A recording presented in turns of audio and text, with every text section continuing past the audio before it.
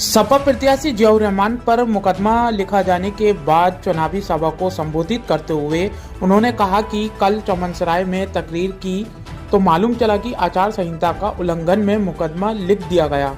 चुनाव आयोग और पुलिस प्रशासन अधिकारियों से सवाल करते हुए सपा प्रत्याशी जियाउर रहमान बर्क ने कहा कि बीजेपी के लोग अगर आचार संहिता का उल्लंघन करें तो कोई नहीं, हम दायरे में रहकर भी सही बात कहें तो मुकदमा दर्ज कर देते हो। आगे चेतावनी देते हुए कहा कि हमेशा एक से दिन नहीं रहने वाले हैं, कभी का दिन बड़ा है, कभी की रात बड़ी है। जब वक्त बदलेगा तो हम एक तरफा कार्रवाई को भूलेंगे नहीं। आइए सुनते हैं क्या कहा जियाउर रहमान बर्क ने।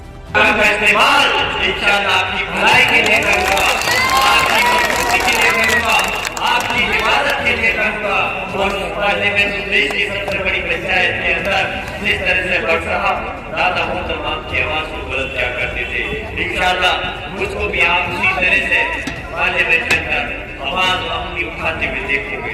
बस मेरी दरख्वास्त यही है, आप लोगों को ख्याल रखना है कि लोकसभा का इलेक्शन कोई जात बिरादरी या फिर में बैठने का नहीं है। यकीनन भारतीय जनता पार्टी, हमें ताज्जुब होता है कि बीजेपी के लोग और वो भी देश के प्रधानमंत्री इस टाइप की भाषा का इस्तेमाल करने लगे जो कि एक मंत्री के एक विधायक को भी नहीं करनी चाहिए। और जो अल्फाज हमारे लिए बोले जा रहे हैं, हमारी कौन के लिए बोले जा रहे हैं। कल मैंने एक अल्फाज, मुझे अभी जानकारी आया, मैंने तकरीर करी चमनसराय में, तो मालूम चला आचार संहिता का उल्लंघन करके मुकदमा लिख दिया गया। मैं पूछना चाहता हूँ चुनाव आयोग से और उन पुलिस प्रशासन के अधिकारियों से, अगर बीजेपी के लोग आचार संहिता का उल्लंघन करें तो कोई नहीं, और अगर हम लोग दायरे में रहते हुए भी अगर सही बात कहें तो मुकदमा दर्ज कर देते हो।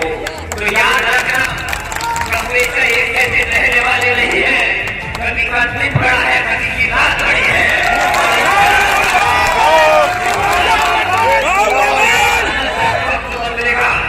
तो याद रखना, भूल लेके नहीं तो हमारे क्रांति करते हुए याद रखेंगे।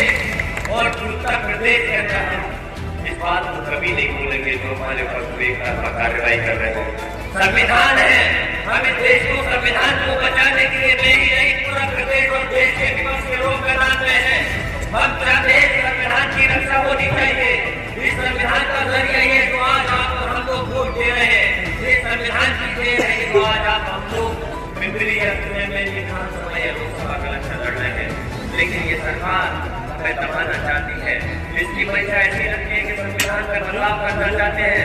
लोग 400 पार का नारा दे रहे थे चुनाव शुरू होने से पहले, कहते थे 400 से ज्यादा हम सीटें जीतेंगे। लेकिन याद रखिए कि जब पहला चरण आया, जिस सीटों में बीजेपी मजबूत थी, उन सीटों में भी अल्लाह की तरफ से समाजवादी और इंडिया गठबंधन जीत रहा है। और कोई आंधी शुरू हुई है, इंशाअल्लाह ये आंधी आखिरी चरण तक नहीं रुकने वाली, और ये आंधी तभी रुकेगी जब बीजेपी की सरकार का यहाँ से हाथ होगा।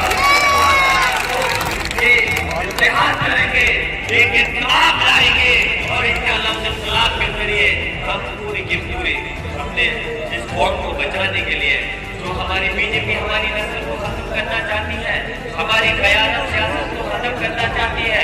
क्या गलत कहा मैंने? अरे बीजेपी ने जो जाति की हमारी रहनुमाई खत्म करने के लिए, हमारी क़यादत खत्म करने के लिए, आज हम ये सोचते हैं कि हम इस क़यादत को खत्म नहीं होने देंगे। अगर हमारी क़यादत खत्म हो गई तो इस देश की पंचायत के अंदर हमारी आवाज को और उठाएगा। हम इंशाअल्लाह ताला इसकी सोच की मजबूती के साथ रखेंगे। क्या मैं कामयाब हूँ तो आप लोगों की मजबूती के लिए आप लोग याद रखना, इस बीजेपी की सरकार ने जो इस वक्त उत्तर प्रदेश की 7 साल की जो प्रदेश की हुकूमत ने 10 साल की कैसे हुकूमत थी, जो हमारे पर ज्यादती की है, हम उसको भूल नहीं सकते। बस मैं यही कहूँगा अपने बुजुर्ग नौजवान साथी से, कोई भी किसी भी राज्य की सरकार करता है वो मेरा भाई है, चाहे ताया है। मैं ये भी ध्यान दूँ इंशाअल्लाह ताला मेरे अंदर आप कभी भी जात की बात नहीं देखोगे, मुझसे अगर देखोगे तो सिर्फ कौम की रहनुमाई करने का काम नहीं करेंगे। संभल से मेरा जिला के लिए राहुल कुमार।